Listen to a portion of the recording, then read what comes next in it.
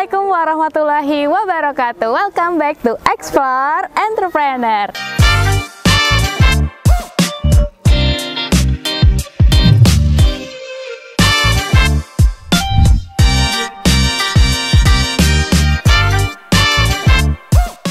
Nah, kali ini di Explore Entrepreneur kita kali ini, aku mau ngajakin kalian ke dunia fotografer. Karena bisnis fotografer nih tuh sekarang tuh lagi diminatin banget ya sama banyak orang. Bisa untuk fotografer ke perusahaan, kayak semacam outing, family gathering, meeting, dan lain sebagainya. Nah, bisa juga fotografer untuk acara pribadi nih. Misalkan untuk acara ulang tahun, acara wisuda, acara lamaran, pernikahan, dan bisa juga untuk foto produk bisnis kalian. Kenapa bisnis fotografer ini tuh lagi diminatin banget? Soalnya ya semakin tingginya aktivitas orang-orang yang lagi bekerja, jadinya tuh kayak nggak ada waktu buat handle suatu acara. Makanya dia itu menyewa jasa fotografer. Nah, kali ini aku mau ajak kalian sobat muda entrepreneur untuk ikutin Mu'afan Picture yang lagi foto-foto di The Kandang Amazing Farm yang ada di Depok, Jawa Barat. Nah, FYI, kalian harus tahu nih ya, Mu'afan Picture itu adalah sekumpulan, waduh, sekumpulan nggak tuh? Sekumpulan dari alumni kelas reguler Entrepreneur Young Entrepreneur School Indonesia. Nah, kalian pada mau tahu nggak nih jebolan-jebolan dari kelas reguler Entrepreneur? Seberapa hebatnya sih Yes Indonesia menciptakan pebisnis-pebisnis yang bisa mengembangkan bisnisnya di bidang masing-masing? Yuk ikutin keseruannya! Nah, kali ini sekarang aku udah bersama dengan para tim MP. Yeay! Wow, selamat sore semuanya. Sore. Boleh dong kenalan dulu satu persatu. Dari aku dulu. Iya, ladies first. Perkenalkan, nama aku Nadila Huda Chandra. Aku sebagai manajer MP. Halo, perkenalkan nama saya Suci Aulia Putri. Di MP saya sebagai fotografer. Perkenalkan, nama saya Farhan Mu'afan Yusuf. Di MP sebagai fotografer dan juga owner dari Mu'afan Picture. Ini tim MP itu emang cuma bertiga kah? Atau ada lagi? Ada lima? Wah, nah aku pengen tahu nih cerita awal dari berdirinya Mu'afan Picture. Kenapa memilih bisnis jasa fotografer? Awalnya sih kita ketemu di kelas bisnis dulu di Yes Young Entrepreneur School di tahun 2018. Habis itu setelah lulus sempet nggak kontakan ya kak. Pokoknya kayak hilang kontak gitu sih. Nah terus dia nih sebagai owner MP bekerja di Yes, jadi bagian editor, menggantikan Mas Fajar, fotografer yang satu lagi. Terus dia sama Haula, ada satu lagi kan Haula, mereka bertiga. Terus akhirnya kenal sama aku kan Haula. Ya. Aku masuk, join lah tuh ya. Join terus November 2022. Oh, berarti udah hampir 2 tahunan ya MP berdirinya ya? Aku merger ke MP-nya November 2022. Kita bareng-barengnya tuh November 2022. Tapi kalau ownernya sendiri dari tahun berapa kak? Dari SMK. Oh iya? Dari SMK. Oh, tapi sendiri? Dulu sendiri. Oh, terus berarti Dulu tuh kan awal-awal aktif di fotografi kan mulai di SMK pakai kamera temen. Rumahnya samaan di Jakarta karena kita mondok di Jombang kan waktu itu. Dia minjemin kamera selama buat dipakai buat aktivitas lebih digeluti lalu SMK. Oke, berarti awal itu dari SMK. Nah, terus pas ikut kelas regular Entrepreneur Young Entrepreneur School Indonesia, ketemulah sama teman-teman yang se-circle yang sama-sama suka fotografer gitu ya. Terbangunlah Mu'afan Picture. MP ini kan berarti hitungannya kalau misalkan bareng-bareng lah ya sama tim Mu'afan Picture, berarti udah hampir 2 tahunan. 2 tahun ini tuh udah pernah foto-fotoin di acara apa aja?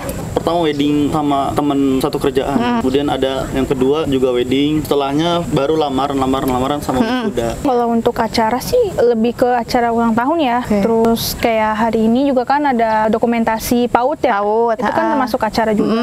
Terus event-event. Oh, berarti udah mencakup banyak ya. Berarti nggak lamaran, iya, wisuda, iya, terus juga acara ulang tahun, acara dokumentasi PAUD TK. Nah, buat yang kalian pengen lihat nih ya, ada di Instagramnya Mu'afan Picture, nanti kalian cari tahu aja. Portofolio mereka tuh udah banyak banget pastinya foto-fotoinnya. Nah, kalau boleh tahu selama 2 tahun ini juga apa sih kesulitan-kesulitan menjadi fotografer?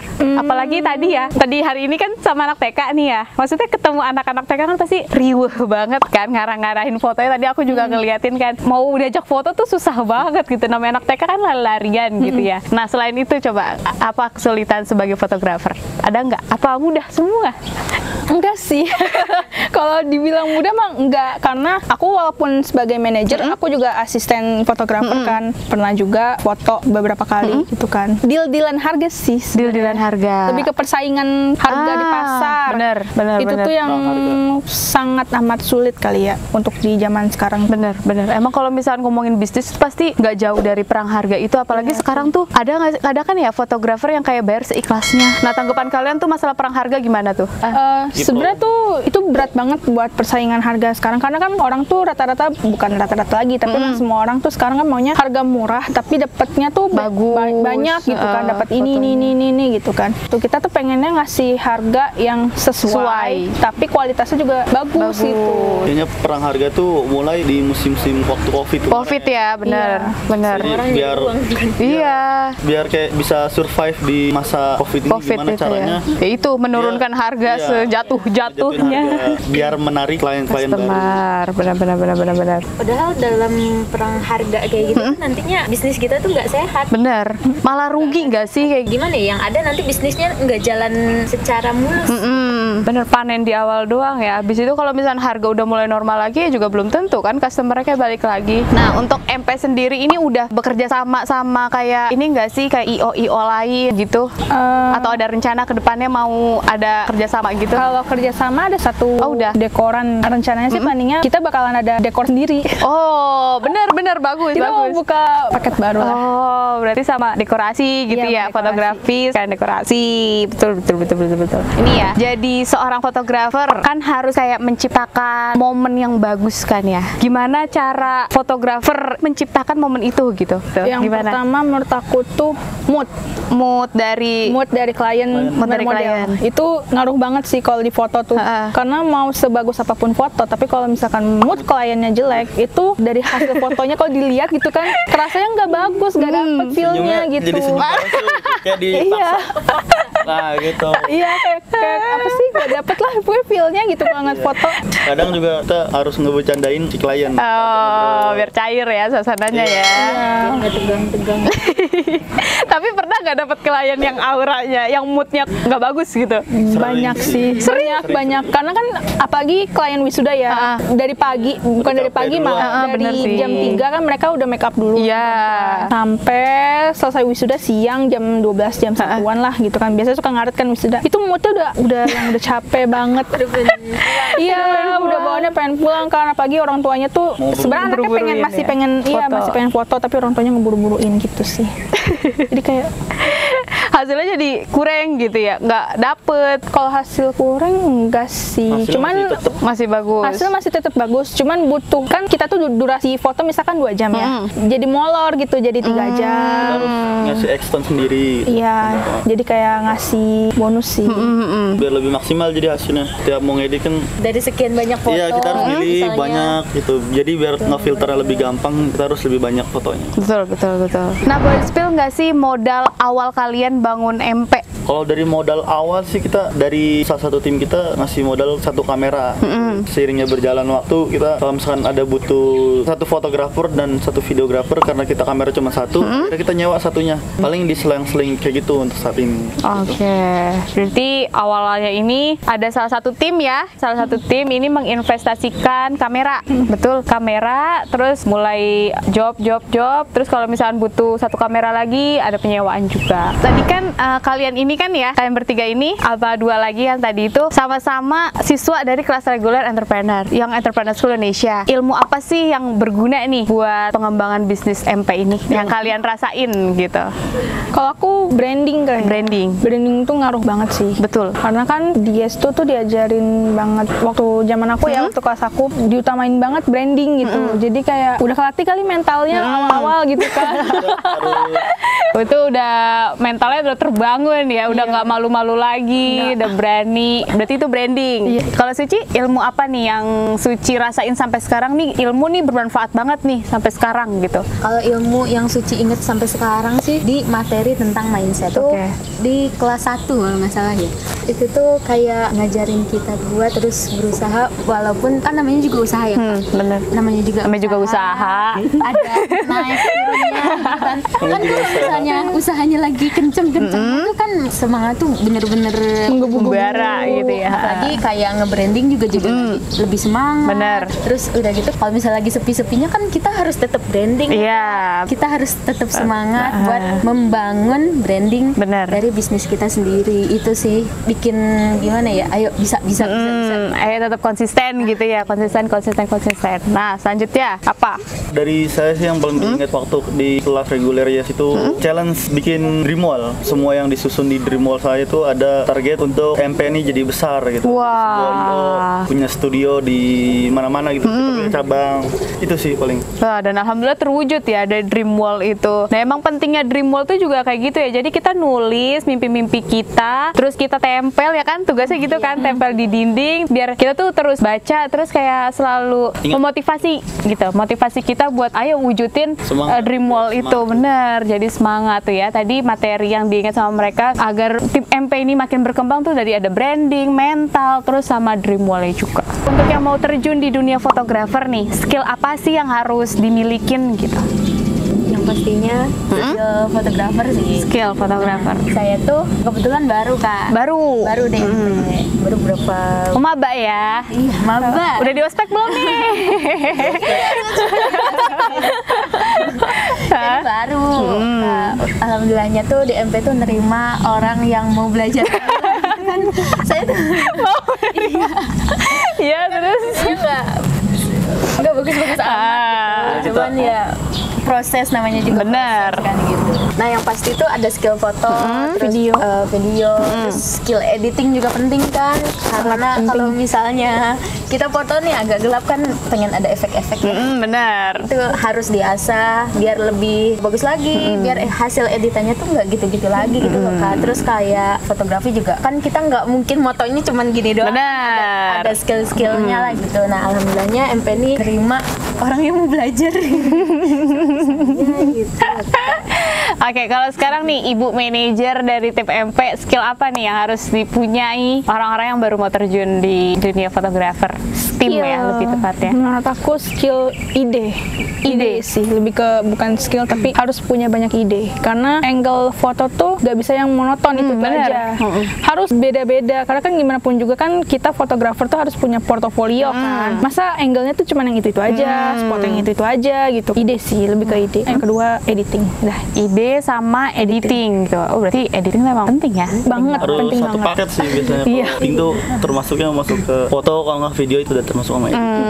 Karena kalau misalkan kita nggak bisa editing, cuma bisa foto atau video, kita harus nge-hire orang buat ngedit itu lebih mahal lagi. Karena bayar untuk orang editing kan lumayan tuh. Gede.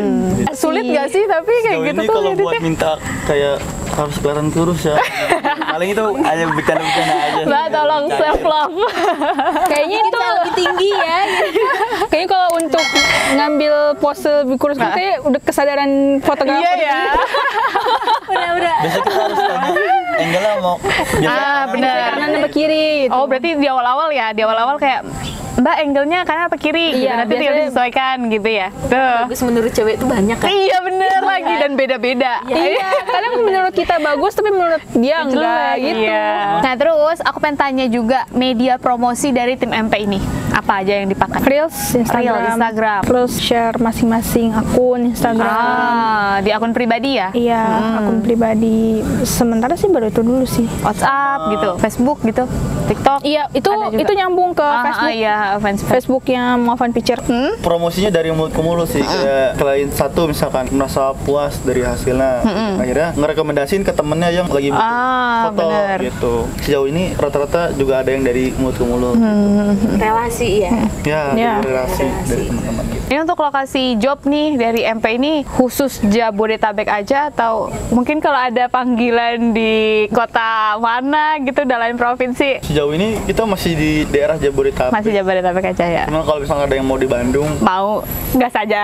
sekarang kita Transport. ini kita transport. Transport penginapan ditanggung. Iya benar, benar. Oke, nih terakhir close statement juga. Apa sih pesan-pesan deh buat teman-teman yang baru mau terjun di dunia fotografer ataupun yang memang yang sudah tapi baru mau mulai gitu? Kalau buat yang baru mau mulai sih perbanyak relasi sih. Perbanyak relasi, Buat oke. bikin portofolio kita ikut sama orang dulu awal-awal buat nambahin portofolio. Kemudian kalau misalnya udah ada, kita baru mulai ngejob sendiri gitu. Kita ngambil sendiri. Kalau dari aku sih mantepin tujuannya ya. Mantepin tujuannya ya. Mantepin tujuannya. Kamu tuh pengen jadi fotografer tuh biar apa? Tujuannya apa? Mimpi besarnya apa gitu. Biar kalau misalnya kamu ngerjain hal-hal kecil, itu tuh bisa lebih termotivasi lagi buat ngerjain hal-hal yang lebih besar gitu.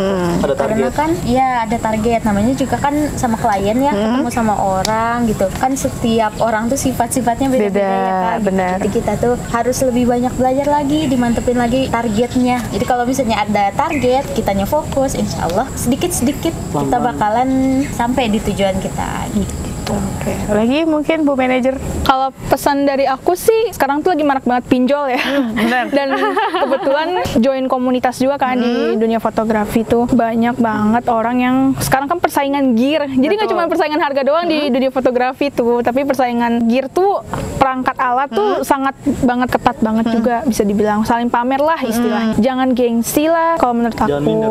Jangan minder apapun alat yang kamu pakai, karena yang utama tuh sebenarnya skill yang dibutuhin. Gitu. Benar. Jadi kalau misalkan kamu masih belum punya alat yang profesional gitu kan, masih bisa ada alternatifnya lain seperti sewa kamera, tapi disesuaikan sama budget, sama harganya. Iya, jangan kamu kasih harga jeblok banget, tapi abis buat nyewa doang gitu. Jadi harga sewanya malah lebih mahal deh. Iya. Tuh, amalnya. Jadi beramalnya sih benar. Kayak gitu sih. Oke, Pesan emang dari yang aku. paling penting tuh skill ya. Soalnya mau alatnya sebagus apapun, tapi kalau misalkan skillnya juga nggak punya, ya sama aja hasilnya gitu-gitu aja ya nggak Ada sih? skill, ada ide. Ide. Jalan, oke. Nah, itulah fungsi dari nyewa jasa fotografer. Pokoknya aku top banget lah buat orang-orang fotografer yang bisa membuat momen menjadi lebih indah lagi. Segitu aja Explore Entrepreneur kita kali ini. Jangan lupa untuk like, komen, dan share video ini ke teman-teman kalian ya. Dan jangan lupa untuk nyalahin tombol lonceng di bawah ini biar kalian gak ketinggalan video-video terbaru dari channel Yes Indonesia. Sampai jumpa di video berikutnya. Wassalamualaikum warahmatullahi wabarakatuh.